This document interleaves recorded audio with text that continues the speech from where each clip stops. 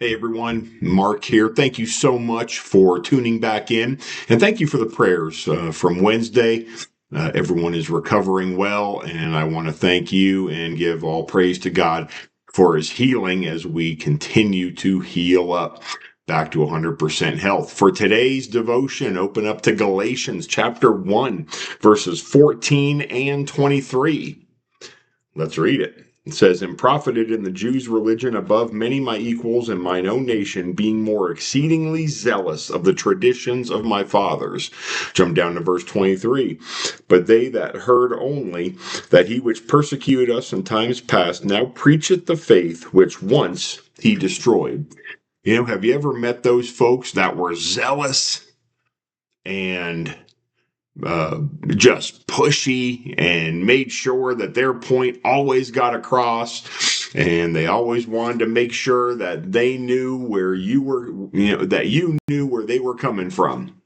Well, you know what? If you're one of those people, or one of those people, God wants you. Why? Because that's what Paul was.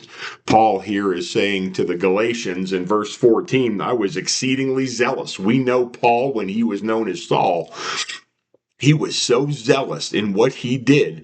He persecuted the churches. He would go out and he was a Pharisee of the Pharisees. I mean, he was the top echelon, and he made sure everyone knew where he stood, and he was zealous for his faith.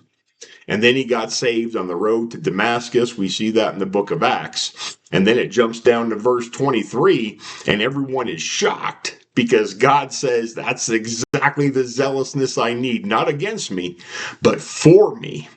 And now God took his excitement and his passion and his zealousness, and he turned it for God.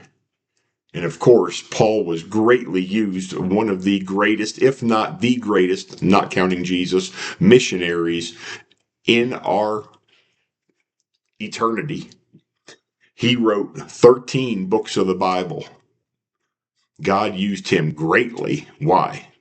Because at once he was zealous against God, but then God saved him, God changed him, God taught him, God moved with him. And he took that excitement and that passion, and he moved it for God. God can do the same for you. Whew. Always an encouragement. Always something to ponder upon for the weekend. Thank you so much again. Please hit the like button, hit the subscribe button, show this to your friends. Till we talk again.